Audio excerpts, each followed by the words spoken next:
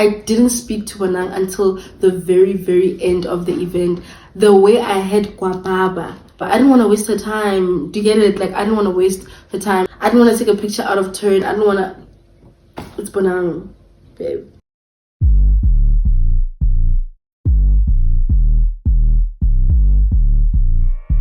Hey guys, welcome back to my channel. Welcome to the third episode of Stuck in These 20 somethings. Today's video is going to be about being a content creator and an influencer in my 20s and what that's about, what that's like, where I come from, like what am I even doing, basically. Today I'm going to talk about all things that I like about being an influencer, things that I feel like I would like to change about being an influencer. I also am going to talk about things I've learned and things that I also still don't understand. The video is a little long, so I will be splitting this video into two parts. Obviously, being a content creator, I think, is still a fairly new profession. I think it's slowly being taken more seriously, but it's not necessarily there, which will come in one of my points as you watch further on. I felt like it was so necessary for me to do this video because I do get questions sometimes, if it's in interviews especially, but sometimes by like people that are around me and don't really understand what it is that I'm doing, don't really understand how it is that they can do that for themselves too. So I thought, let me just make it one video and share my experience of this whole influencing journey, content creation journey. Before I get into it, I just want to introduce my whole vibe. My brand on social media is centered around aesthetics, beauty, fashion. It's like basically playing dress up. I'm just like a black Barbie doll playing dress up every day, and you guys just get to ride the wave with me. I have been an influencer, or I have been on social media, let me say, since I was 13. I know that's crazy. So that was like 2016, 2015, and I just used to post like random things, like just selfies, and yeah, mostly selfies actually. I used to post a lot of selfies. I would put outfits together, but I would kind of like crop it and like post like my face, and like face card hasn't been declining, okay? So the real ones know my first account. My first account was House Swagging since 03. Imagine, like, who came up with that? A lot of eras on social media. It was that time where Instagram was still like blue and white. I don't know if you guys remember that era, but that's when I started Instagram. So it's been quite an evolution since there, and it's been really cool to see since I started and how it is now, how like things have changed so much. I only started taking social media like really seriously when I was 15, 16. That is also when I got my first brand deal. That was such a big deal for me because I was in high school. I didn't even know you could make money from posting online. Like, I didn't know that social media was something that you could benefit from.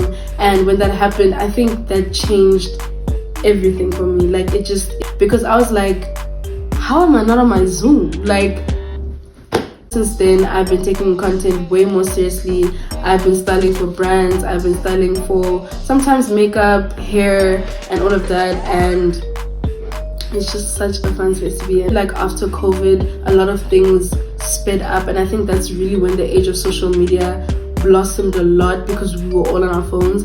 And that also changed what being a content creator, I feel like, meant.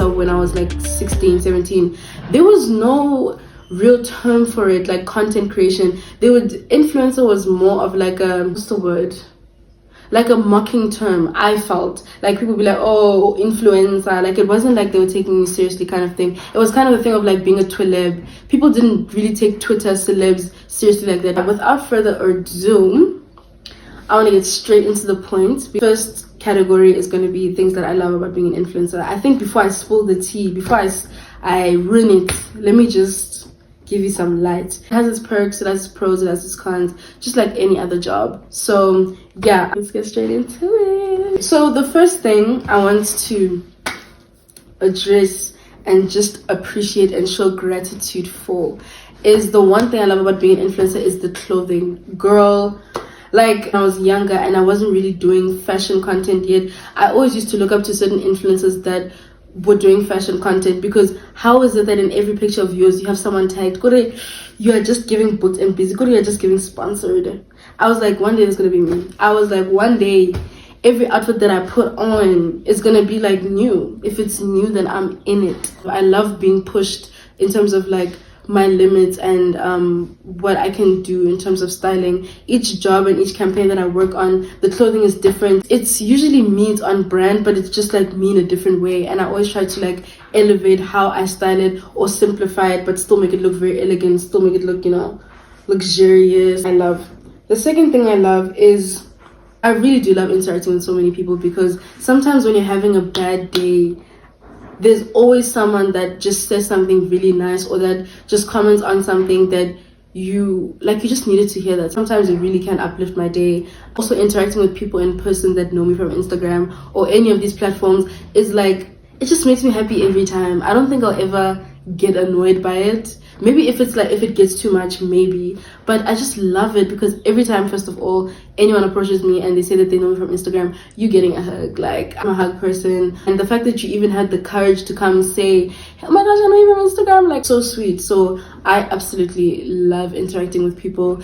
I don't know, I think it just pushes me to be more social and like not be in my shell, but sometimes they can be, you know, the downfall of that, because like sometimes when I'm not trying to be seen, like I'm not trying to be seen in this space, I'll be seen. Like, that's the only part I don't like. Sometimes I just want to live and nobody knows, like just nobody knows, and nobody can say that they know.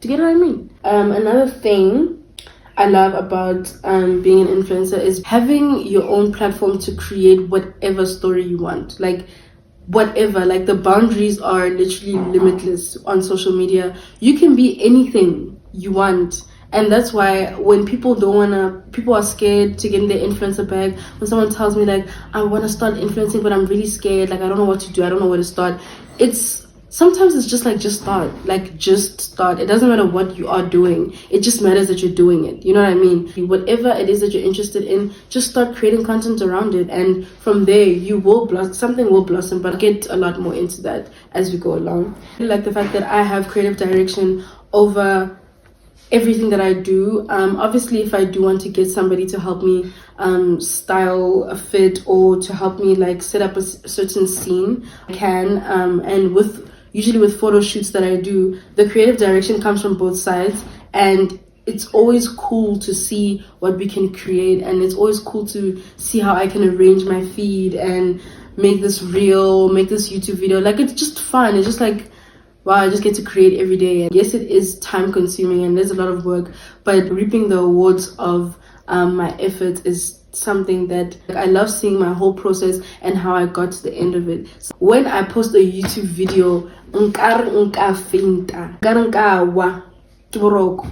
because every time I have to post a YouTube video, it is so like, editing is a lot, and I'm willing to do it, but it is a lot. Like, it's no child's play. So when I see the video up and I see the comments, I see that people like what I'm doing and they are comfortable with what I'm doing, and it is something that they want to see, it makes me happy. Like, it genuinely makes me happy to see that you guys enjoy the content, because I was up for 8 hours straight editing that content. Like, I'm glad you like it. Tell me you like it. The more you put out content, the more you attract those kind of awards for your efforts as well. Which brings me to the next point. Another thing I love about being an influencer is collaborating with brands that align with my brand. It is so fun to see how an influencer and a brand can create something so amazing, because their brands align. Boundaries are limitless when it comes to creating content that you meet on campaigns. It's just always very interesting to interact with people like that in meetings, and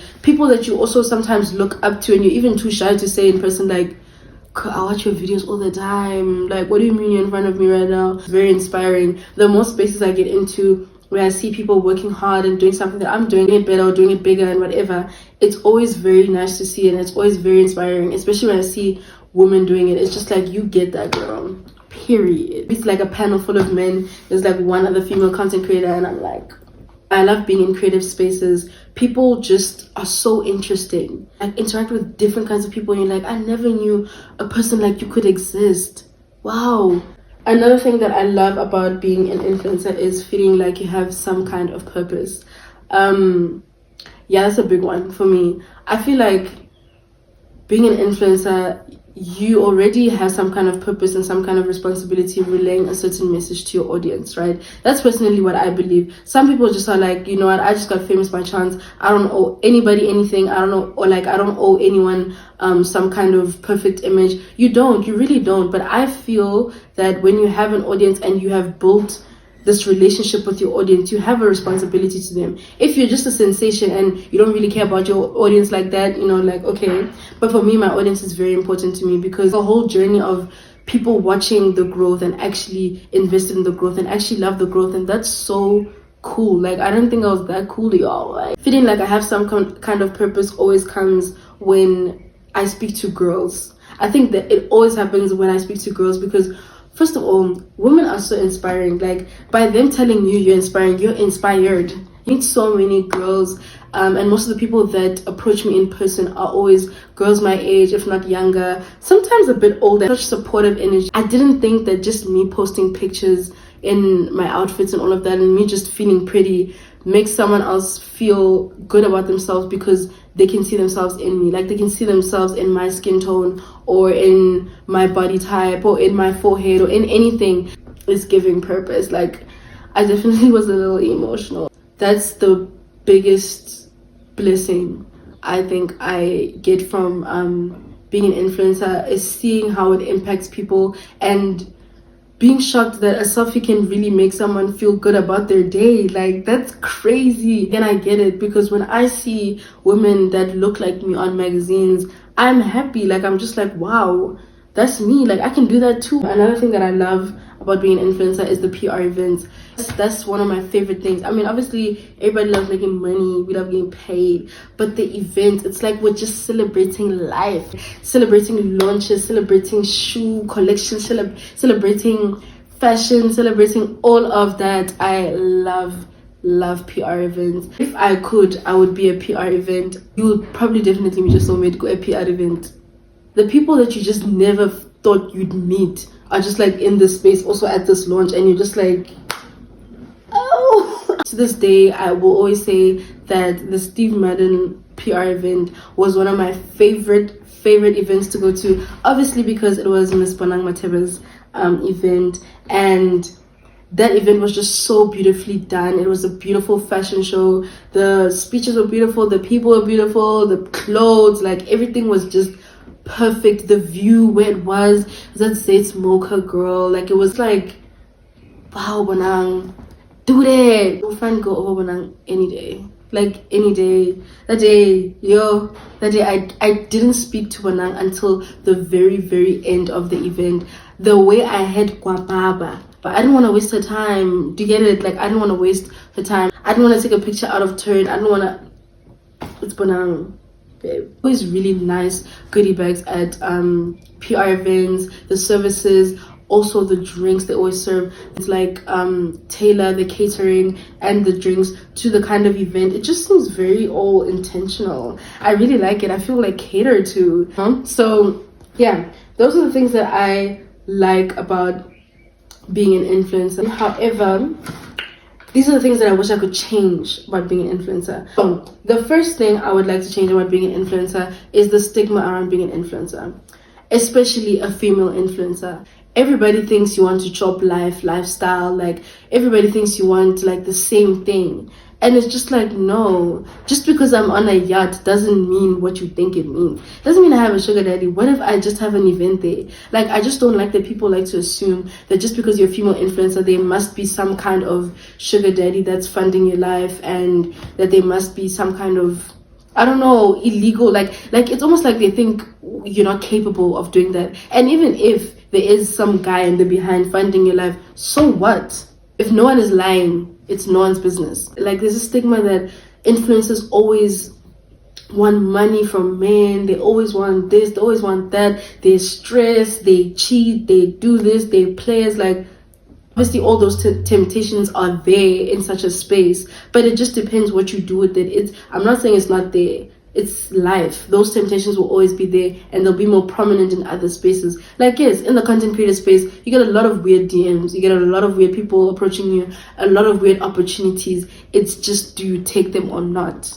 and you can't assume that everybody takes them. Do you get what I mean? So I would really, really love to like change that thing about being an influencer. Like, it's not that serious. Just because I'm visiting to Dubai doesn't mean I'm a porta party. Like, oh, every day nah ish. I also wish I could change how much I'm expected to share of my life.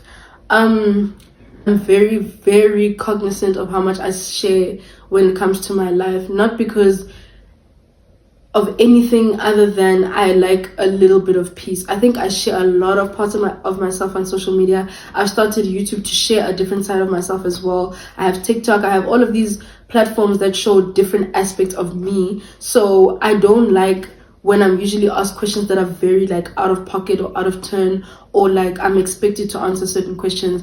I will pick and choose what I share, and I wish I could change the expectation of that. We all agree that we all need some level of peace. Like, we all need some level of space.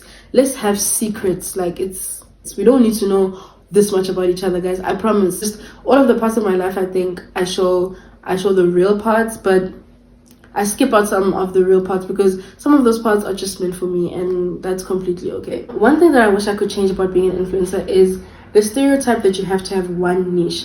I genuinely don't think you only have to have one niche on social media. I think it also limits me because I always hear advice that you should only have one niche. It's better that way. I get that, but I think you should have one route rather than one niche. For example, with me, my vibe has always been being a soft black woman. So let's say the word is soft, right? That's my root word. Everything that I do around my content is soft. Like, if I'm making music, it's soft. If I'm making videos, it's soft. If I'm making like an outfit, it's giving soft. Like, it's giving everything that connects it back to the root word. That's what I feel like will give you more leeway to have a lot of variety on your page and not feel limited by the content that you can make. You can make any kind of content you want to make. It's just, does it follow a certain story? Are you telling a certain story? Everything has to be intentional. The thing is, with doing too many things, sometimes it could look messy because like maybe she doesn't know what a brand is, but you can have a brand. It's just that you are very intentional with how you tell that story. For example, let's say you're a fashion influencer, but you also want to do music, right? So you do music and all of that, but in a way to market your music, you put your music in your reels. Now you have like a connection between that because you're styling an outfit according to how the song sounds, according to the vibe of the song, and the vibe of the song is your song. Do you see how you're connecting everything together? Like, you are making it intentional. As long as you're making it intentional, I don't think you only need to have one niche. There are a lot of people at one niche. I don't think you only need to have one niche. There are a lot of people with a lot of different talents. I don't think you should limit yourself to only one. Dabble in a few things. See what you like, what you don't like. I told you that I went from skincare. I was a hair influencer at some point. Like, yeah, it's just like you just have to dabble in everything and see what you like.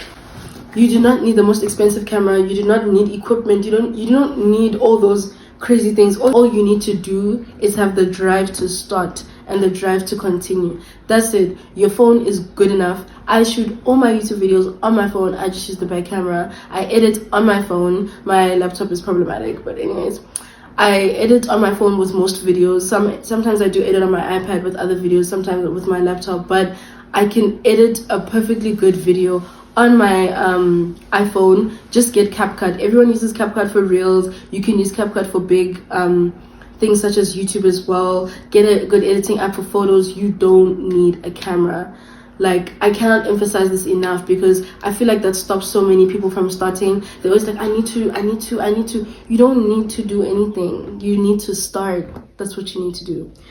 One thing I wish I could change is how influencers are taken seriously in business settings and in business interactions sometimes. When it comes to influencing, I feel, and this is just my opinion, I feel that certain brands, and usually maybe sometimes bigger brands, take influencers quite seriously. They understand the value that an influencer has to a campaign. When it comes to briefs, when it comes to explaining, when it comes to writing things down, everything is set. I mean, those are the kind of jobs I wanna have up and down. A lot of us are trying to start our own things on social media. I work with small, medium, and big businesses on my page. So I have noticed a certain pattern in different kinds of jobs, and I think this has also makes me cautious of choosing jobs now, because I've experienced all types of jobs. I've experienced the low budget jobs, I've experienced the high budget jobs, I've experienced the medium, like trying to be on a budget but like still trying to take you seriously. You know, influencer is a freelance job. However, when you take content creation more seriously, you do schedule your content, you do make time for editing. Everything is very calculated, especially if you have another hustle on, like another main hustle, another side hustle, or even if you're just doing this full time. It is a whole job. I think that it's not your way of getting free promo. Like marketing, whether you like it or not, you go pay. You have to pay. Like, another thing that I would like to change is how much content I interact with. Sometimes this is a short point, I think, but I would like to limit that and change that about myself, because I feel like when you are immersing yourself in the content creation world, you're also constantly taking in content. You're constantly consuming content, trying to find inspiration, you know, these reels. I swear, I don't know if it's my algorithm, but on Instagram, there are these reels that keep coming up, how to make your content go viral, trending songs, like it's so much. Like, yes, I'm always thinking about ways that I can improve myself, but one day get like it's nice to constantly get inspiration, and it's great that my algorithm is like that, but sometimes I really just want to laugh. Like, please. This is the end of part 1. Thank you guys so much for watching this video. I hope you enjoyed it. I hope you could relate to some things, and you could take some advice from me and use it in your own influencing journey, your own content creation journey. Obviously, we'll be back next week with with part 2. That'll be episode 4, and in that we will be continuing to talk about the things that I've learned being an influencer, as well as the things I still don't understand. So another thing that I want to highlight and end this video off with is that this is purely my experience. None of these things that I have said are purely facts. It's just what I've experienced and how being an influencer has been for me. And I don't want anybody to come cancel me. I can't really cancel culture. I'm with YouTube. Nah, I'm just saying, influencer, that's all. Okay, if you don't want to take my advice, that's cool too. But if you do, all love, boo. Bye.